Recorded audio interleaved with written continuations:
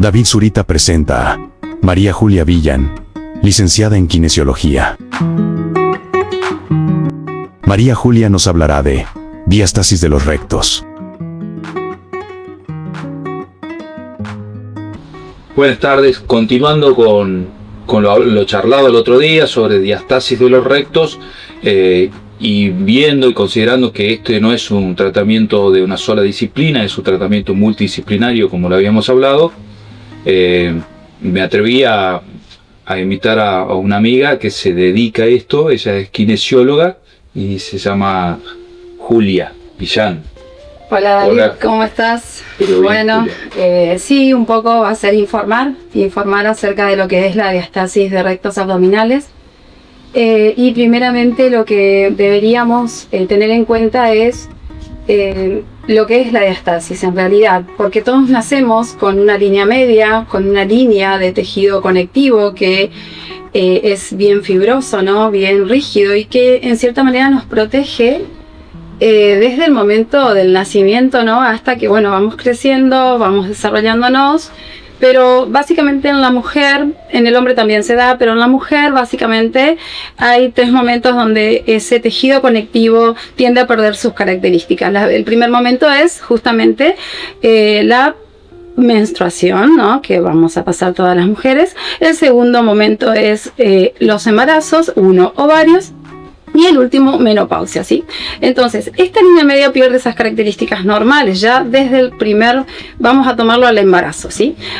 Ojo, hay personas que no han sido mamás y tienen una diástasis de rectos, ¿sí? Debido al sobrepeso que se da o se mantiene durante años, o subidas y bajadas bruscas de peso, y eso también predispone a la diástasis. Entonces, concretamente, esa línea media tiene una separación de 2,5 centímetros, según los autores, 2,3, 2,5, 2,7, que puede variar, ¿sí?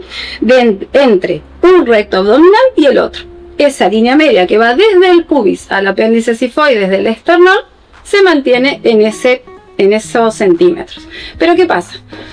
Con el tiempo eso puede aumentar con los embarazos, que sí o sí en el último trimestre va a predisponer a esa diástasis más aumentada, a esos centímetros, arriba de 2,9, 3,1, 3,5 de centímetros de separación, y eso es lo que hace que sea una diástasis patológica.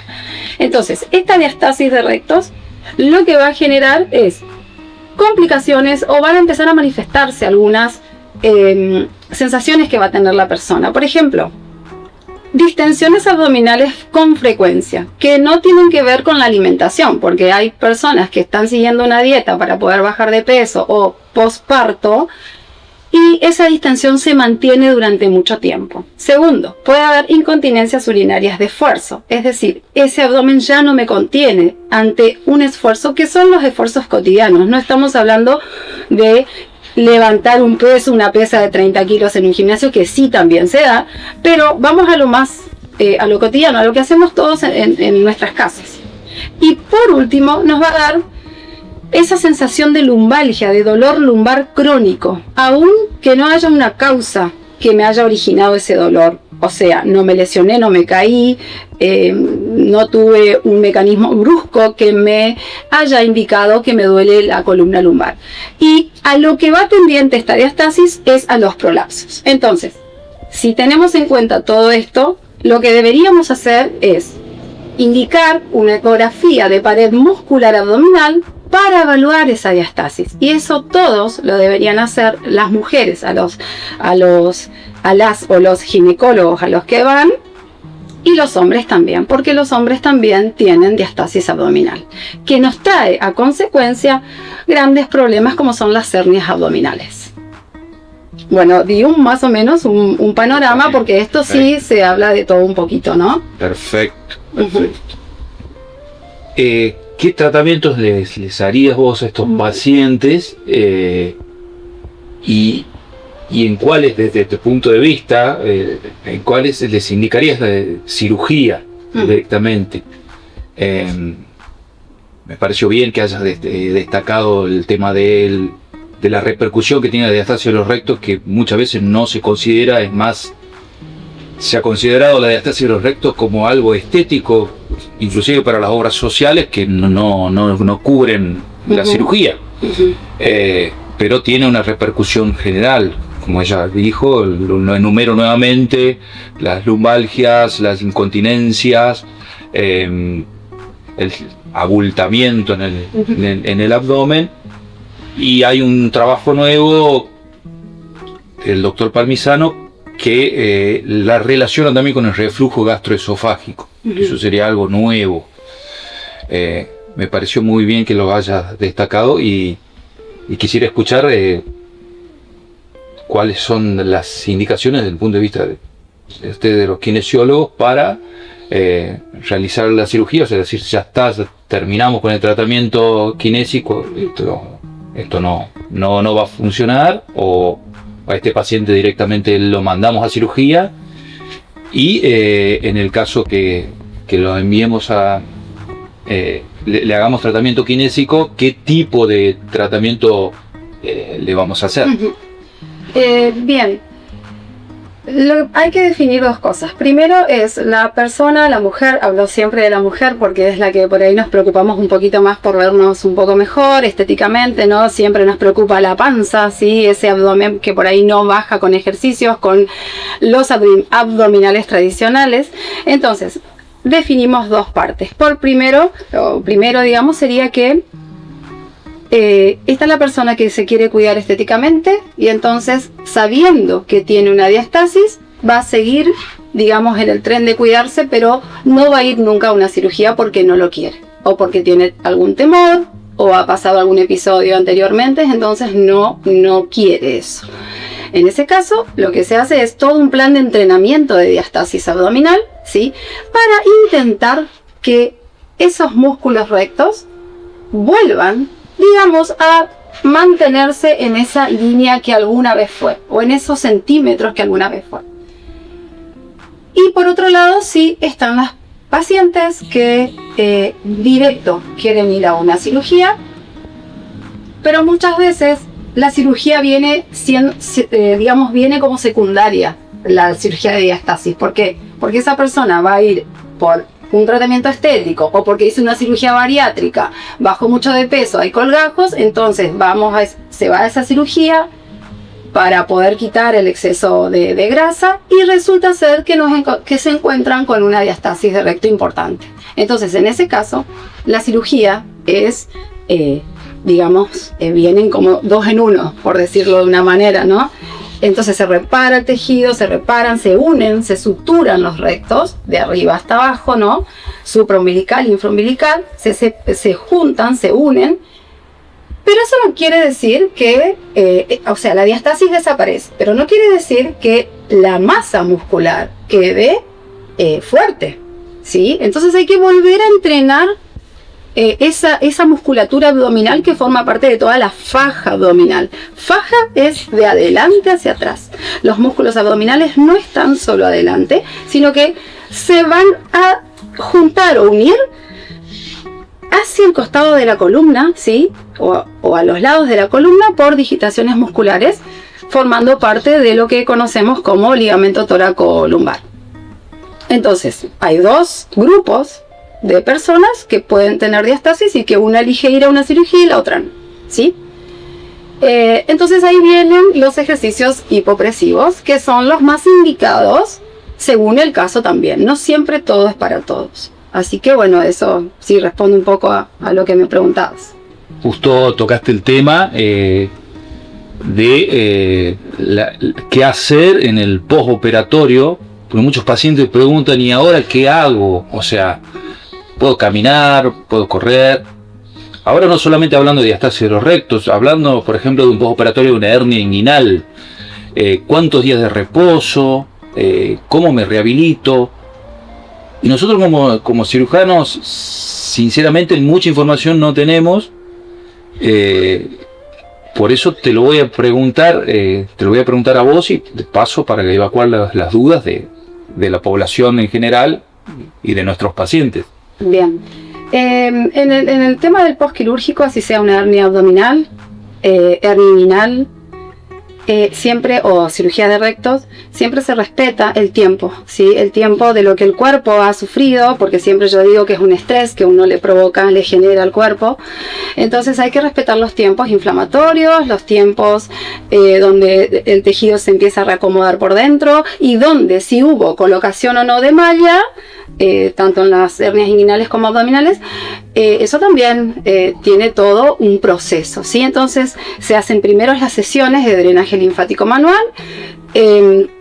Si hay que colocar algún otro el equipo de fisioterapia se hace, como son el ultrasonido, radiofrecuencia, o en algunos muy pocos casos electroestimulación. A mí yo no hago mucho la electroestimulación, lo tengo, pero no lo decido a los pacientes, me parece que no es necesario, porque después se va a ir trabajando la fuerza voluntaria del paciente. Perfecto. ¿No? Que ese es el entrenamiento que sigue. Pero eso yo lo hago después de los 21 días de postquirúrgico. Si yo cuando ya veo que la zona está desinflamada, que la paciente se empezó a movilizar, porque en la primera semana la paciente tiene, o el paciente tiene que moverse, ¿sí? Con los elementos de compresión, lo que son las fajas, o lo que considere el médico colocar.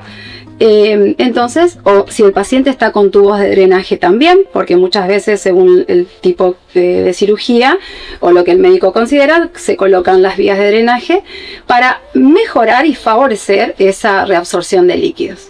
Así que bueno, esto es todo un proceso que lleva más de un mes por lo general, ¿sí? No son 10 sesiones. Yo siempre estoy en contra de nombrar a que un paciente tiene que tener solo 10 sesiones. No, porque es un cuerpo que va a reaccionar a diferentes estímulos y que a lo mejor puede, como no, tener complicaciones en todo ese trayecto. Bueno, creo que quedó bastante claro y algunas preguntas que te iba a hacer ya las respondiste. La indicación puede ser inmediata, o sea, postquirúrgica, y ahí actuarías haciendo el drenaje linfático para evitar una de las complicaciones más frecuentes que tenemos nosotros los cirujanos, que se llama el seroma, y también se aplicaría otras energías como la radiofrecuencia para acelerar la cicatrización. ¿Qué importancia le das a la compresión? Y si recomendás o no recomendás el uso de frío en la zona quirúrgica. Te lo pregunto porque lo he visto, lo usan, algunos cirujanos lo usan. Frío y compresión, las dos cosas. El frío el primer día. No, bien. Mira, yo hace mucho tiempo ya me dedico a esto y he visto muchas cirugías, gracias a Dios, muchas pacientes. Cada paciente es totalmente diferente a otra, aún teniendo la misma cirugía. Pero siempre charlo en la primera sesión, yo ya doy todo el panorama de lo que tiene que hacer y no hacer, de los cuidados, tanto me gusta mucho hablar de la alimentación, así que también voy dándoles como consejos a los pacientes. Y el uso de la compresión tiene que sí o sí estar. La compresión es algo que nos ayuda a que entre esos planos, digamos, de lo que es piel, tejido celular subcutáneo, que es la grasa, aponeurosis muscular o músculo, no se aumente esa cantidad de líquido o de edema que tiene que haber. Entonces la compresión, como su nombre lo dice, tiene que comprimir, pero no tiene que ser tan brusca como para que el paciente se sienta ahogado y no pueda respirar, y tampoco tan floja como para que ese líquido ni siquiera pueda reabsorberse o ingresar a los capilares linfáticos, ¿sí? Entonces la compresión tiene que estar, como también es importante el uso de las medias, si la cirugía fue extensa, de las medias de compresión. Y bueno, todo lo que es de compresión, la verdad que ayuda mucho al drenaje porque es un efecto de drenaje que hace en el cuerpo. Bueno, muchas gracias, Julia. Creo que ya hablaste del embarazo y de cuándo habría que empezar. Perdón, no. el uso de la faja que vos dijiste, sí, también es importante porque me evita complicaciones. La complicación más importante que mencionaste es el seroma, y eso es algo que no lo podés evitar, porque no todos van a hacer, pero tampoco sabés quién lo va a hacer. Entonces sí es una complicación muy frecuente en cualquier cirugía abdominal. Como también lo son las fibrosis o las adherencias que se forman a posterior, pero igual la faja intenta disminuir eso. Bueno, muchas gracias y quería recalcar que, bueno, no, como ella dijo, no todas las cirugías son iguales, no es lo mismo operar una gran diastasis de los rectos, una eventración gigante, que operar una simple hernia, pero que todas requieren el tratamiento con el apoyo del kinesiólogo. Eso va a favorecer una recuperación más temprana y el kinesiólogo es el que les va a ir dando las pautas de qué esfuerzo puede hacer, porque es el que más cerca va a estar del paciente. Y con el tema de las sesiones, en eso tenés mucha razón, pero es lo que nos pide la obra social. Tenemos que poner número de sesiones. Yo sé que no es así, pero bueno, lo tenemos que hacer de esa forma. Pedir sesiones de kinesio con radiofrecuencia. No, yo lo que quiero dar a que se entienda bien es que a veces los pacientes creen que son solo 10 sesiones, a eso iba. No, el pedido tiene que estar por 10 sesiones, ponele. Pero digo, el paciente se queda con eso, que son solo 10 sesiones, y sin embargo, vamos a ir como a 30 a veces, ¿sí? Porque bueno, lo amerita el paciente, ¿sí? Entonces nos aclarás a nosotros también, porque a veces nosotros pensamos que son 10, 20, 30 sesiones y no es lo mismo una persona de 20 años, una persona de 30, de 80, con una gran eventración, con una pequeña eventración, y el que va a tener el seguimiento de ese paciente sobre la parte muscular y la recuperación va a ser más el kinesiólogo, más que nosotros, y el tiempo va a variar, no son ni 10 ni 20 sesiones. Exacto. Y otra cosa, eso para llevarle tranquilidad a los pacientes de que puede ser así. Y bueno, está de más decirlo que también están los cuidados dentro de la casa, ¿no? Los cuidados de esfuerzo al levantarse, al sentarse o al acostarse, eso también, porque muchas veces genera esa dehiscencia, digamos que esos puntos se vuelvan a abrir. Entonces muchas veces son más los controles en las casas que en lo que se hacen durante las sesiones.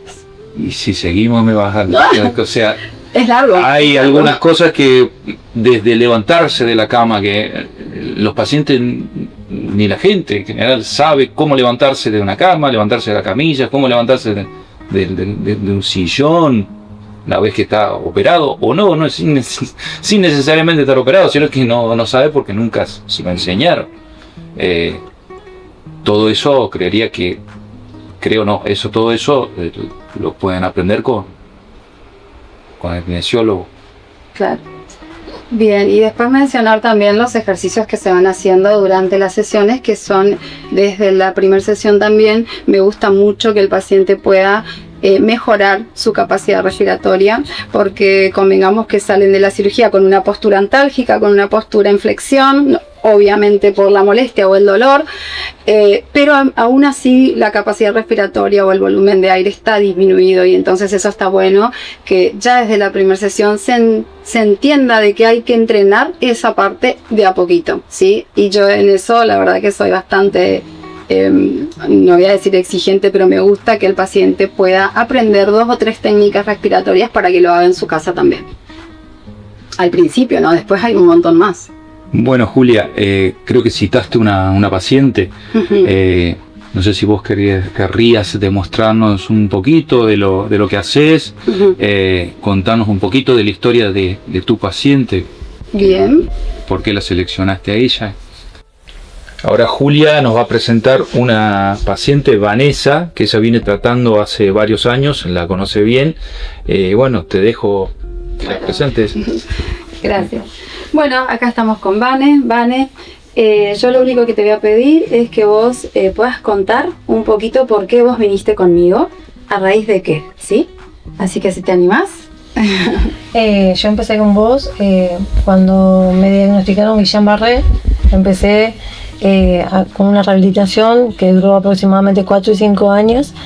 Y bueno, entre toda esa rehabilitación necesitaba poder generar de nuevo la fuerza en mis pulmones, en abdominales, en casi todo el cuerpo, porque ese virus que yo tuve me había hecho perder todo. Entonces me recomendaron con vos, y la verdad que yo no me puedo quejar, porque pude volver a tener mucho más oxígeno en pulmones, podría decir. Yo tenía muy poca Volumen volumen, de aire. me entraba al aire. Y bueno, gracias a vos me empecé re bien. La verdad que, bueno, y pude hacer natación, un montón de ejercicios más que me ayudó.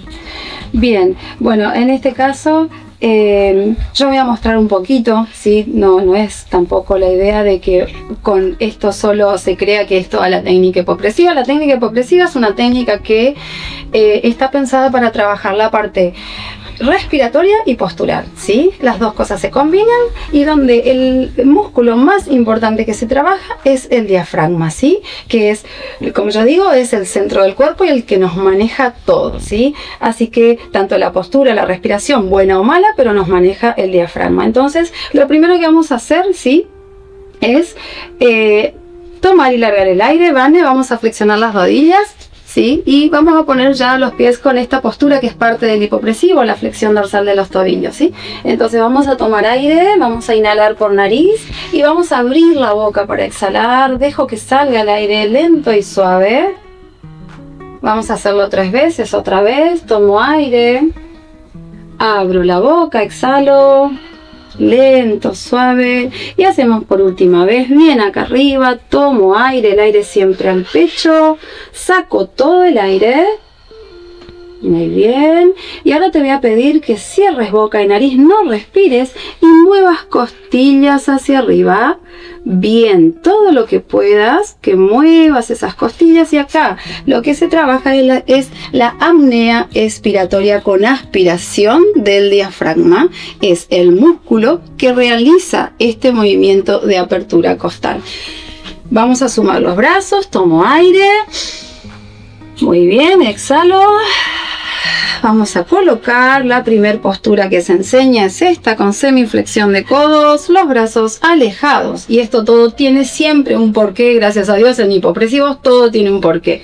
Los brazos están de esta manera, vos seguís respirando, ¿vale? Están de esta manera para permitir que las escápulas atrás se abran y en el momento de la apnea puedan tener mejor apertura de costillas, todo lo que es la caja torácica, ¿sí?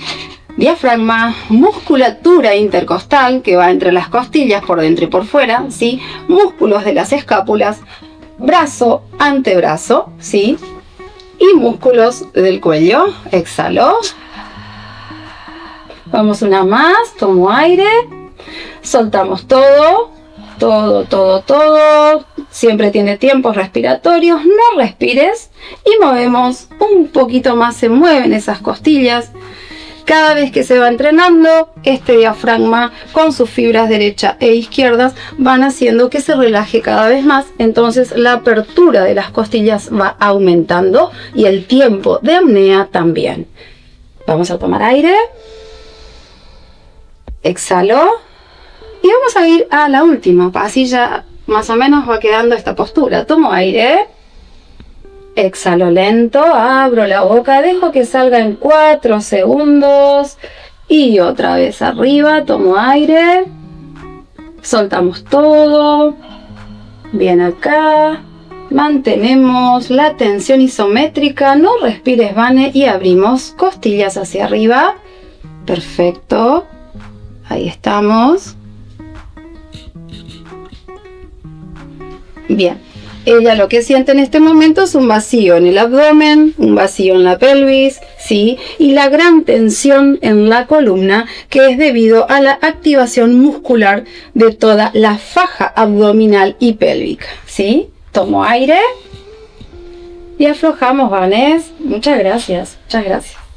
Bien, quería recalcar en ella que posterior a toda su patología que tuvo y a su entrenamiento, ella el año pasado queda embarazada y entonces me pregunta si podía venir a realizar las clases de hipopresivo. Entonces acá va una aclaración importante.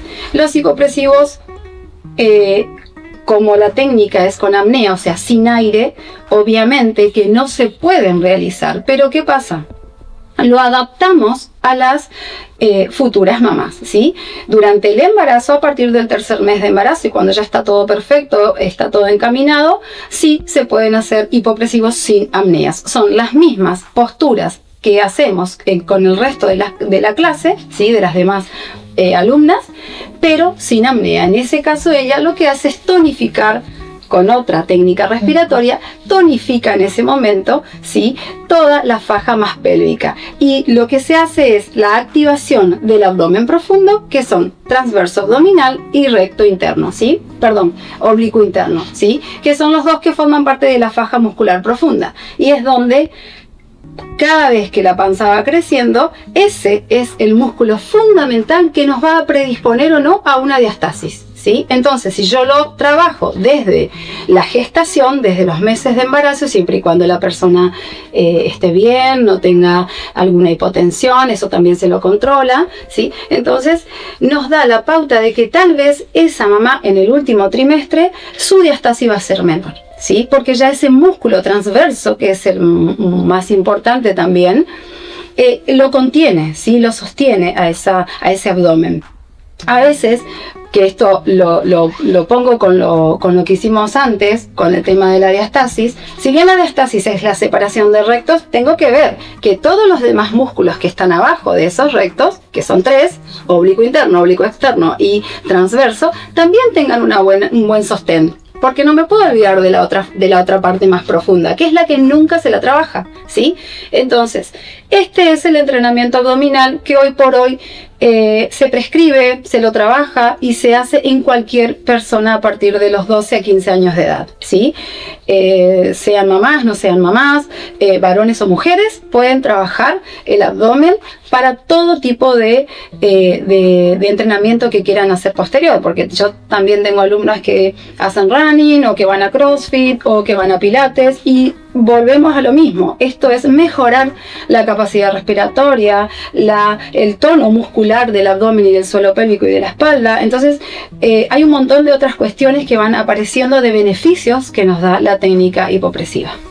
Tanto lo que es drenaje linfático, que es todos los días hago esas dos cosas, drenaje linfático manual en los posquirúrgicos o no posquirúrgicos, y las clases de hipopresivos. Entonces yo es como que pongo mucho de mí, me encanta y veo también eso, veo los avances de las pacientes alumnas, ¿sí?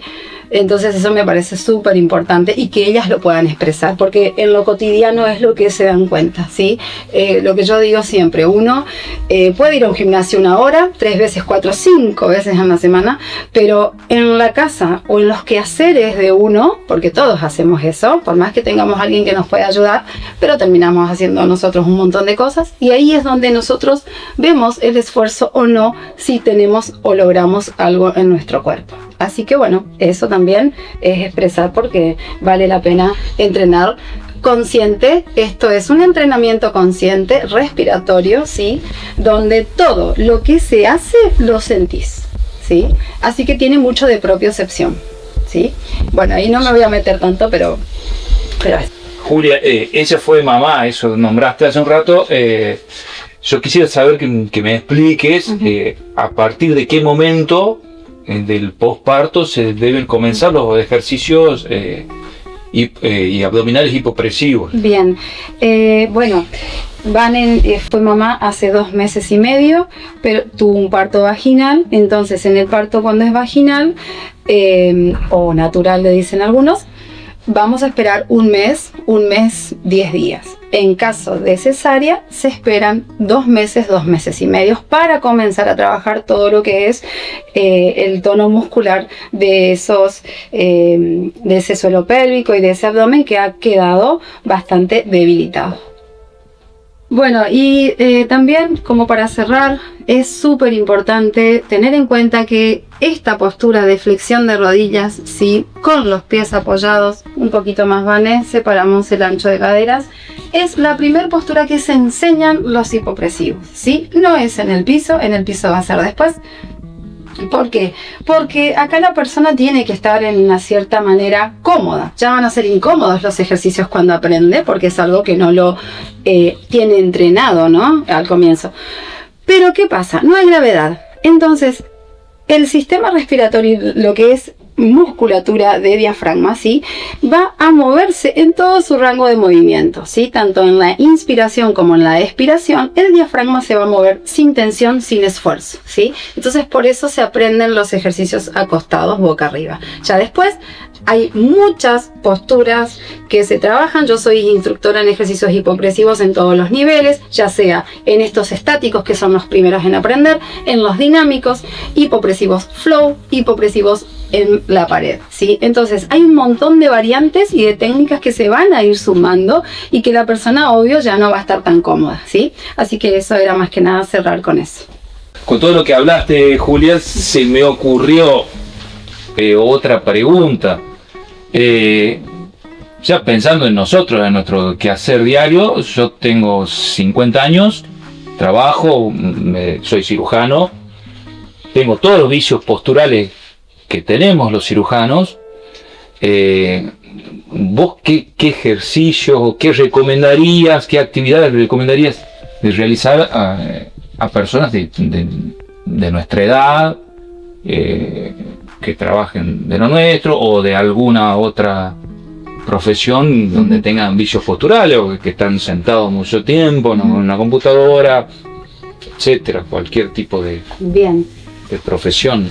Bueno, a ver, yo creo que hoy por hoy todas las profesiones o los oficios que uno tenga, que uno haga, siempre está la postura, buena o mala, está. Entonces tenemos que cuidarlo porque eso es salud, para evitar enfermarnos, porque muchas veces son muchas horas las que uno trabaja. Entonces los ejercicios hipopresivos tienen esto de no tener impacto.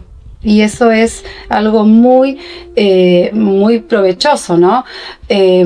Las articulaciones, las grandes articulaciones que son, bueno, cadera, hombros, rodillas, vamos a evitar ese impacto articular, esa presión que se da desmedida, inclusive en algunos deportes, ¿sí? Entonces por ahí sí no vamos a dejar de hacer los deportes que nos gustan, pero también por otro lado podemos trabajar y entrenar ese equilibrio que tiene que haber entre la parte anterior y posterior del cuerpo y evitar así lesionarnos o enfermarnos. Así que bueno, como vos estás mucho tiempo por ahí de pie o en posturas que no son adecuadas, te invito a que en este momento puedas tener una sesión de hipopresivos, que simplemente aprendas la técnica y aprendas a ver cómo la manejas. ¿Qué te parece? Bueno, Julia, sí, de parecerme me pone un poco incómodo, pero bueno, vamos a hacerlo. Bueno, vamos a sacar la almohadita y vas a acostarte boca arriba, dejate la zapatilla. Me saco los zapatos. Sacamos las zapatillas, menos mal que traje las medias que no están rotas. Menos mal. Bien. Vamos entonces. Subimos un poquito apenas la chaquetilla, ahí nomás, un poquito más, permiso, ahí, bien. Bueno, vamos a estirar los brazos, vamos a dejar, otra cosa que explico, en Vanessa anteriormente le puse la almohadita un poco para que ella se sintiera cómoda nada más, ¿sí? Pero en vos, David, no. ¿Por qué? Porque en realidad los ejercicios hipopresivos necesitan de la primer parte de la postura, que es la alineación de toda la columna, ¿sí? De lo que es la zona lumbar, la zona dorsal, la zona cervical. Entonces yo te voy a pedir que pongas el mentón al pecho, pero bajes, apoyes, bien. Sí. Estamos de cero, porque en realidad David no hizo nunca hipopresivos. Así que, sin contraer el abdomen, relaja los hombros, dejamos los pies como están, ancho de caderas, vamos a tomar aire por nariz, abrimos la boca para exhalar, sin soplar, no se sopla, vamos de nuevo, tomo aire, abrís la boca, deja que salga lento como si suspirás y hacemos una vez más, tomo aire, deja que salga todo el aire, no hagas ninguna fuerza y te voy a pedir que no respires, que no entre nada de aire, ni por nariz ni boca, y que muevas las costillas hacia arriba. Muy bien, quédate ahí, ¿sí? Bueno, él tiene una faja abdominal bastante marcada, entonces se pueden notar las fibras de los rectos, pero también se nota, ¿sí? Se deja entrever esa gran apertura de costillas por el diafragma, ¿sí? Nos quedamos 3, 2, 1. Tomo aire. Abrí la boca y exhala. Otra vez, tomas aire, inflamos arriba, Abrí la boca y exhala todo, sin contraer nada, déjalo más flojo. Y hacemos una vez más. Tomo. Soltas el aire, todo. No respiro, cierro nariz, boca y movemos costillas hacia arriba. Muy bien. Acá podemos ver definido también el ombligo, porque el ombligo se mete, por decirlo de una manera, hacia abajo, ¿sí? Por la gran tensión y activación de toda la faja abdominal. Entonces acá podemos ver cómo también en él puede notarse en cierta manera la activación de toda la faja abdominal, ¿sí? Tomo aire, no te quedes con tanta apnea, abrí la boca, exhala y terminamos. Tremendo. Tremendo. Es tremendo. Es tremendo. Es que yo quería que o sea, está bueno porque vos lo podés. Parece que no haces nada, que no haces un esfuerzo, pero es mucho de esfuerzo. Imaginá que solo hiciste un 5% porque todavía falta la parte de los brazos, colocar mejor la postura y es la primera que aprendes, ¿sí? Después obviamente pasan todas las demás que son las que van teniendo cada vez más exigencia a medida que se va entrenando. Bueno, muchas gracias por el ejercicio. No, de nada. Pero es bueno que uno lo pueda... Que lo experimente. Probar. Claro, exactamente. Porque vos probándolo podés indicar también. Sí. Esa es la idea, ¿no? Bueno, ahora Julia nos va a explicar un poquito lo que hace en su gimnasio. Nos va a hacer una demostración con Vanessa, que gentilmente está colaborando con nosotros. Bueno, le vamos a mostrarle un poquito de pie, ¿te parece?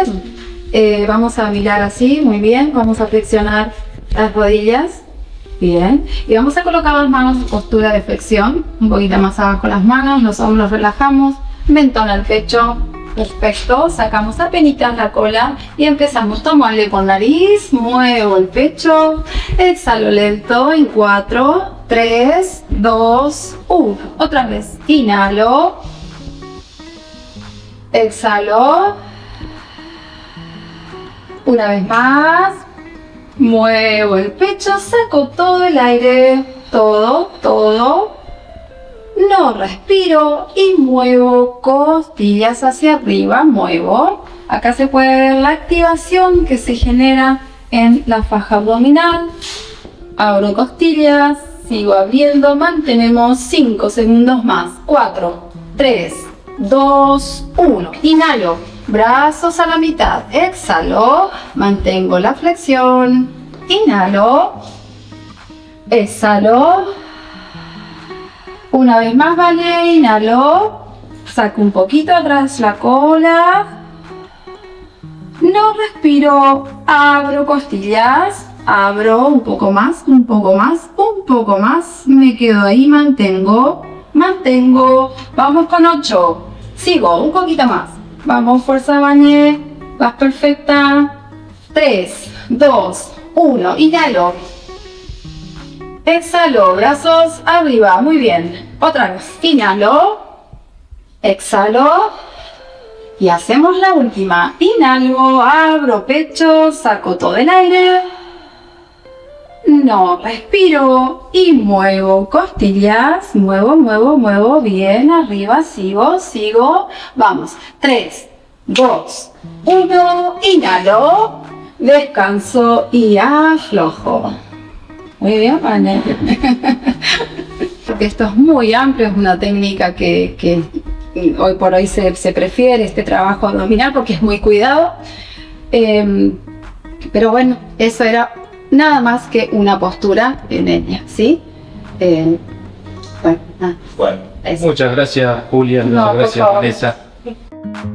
María Julia es instructora en ejercicios hipopresivos en todos los niveles. Además, es diplomada en patologías vasculares periféricas.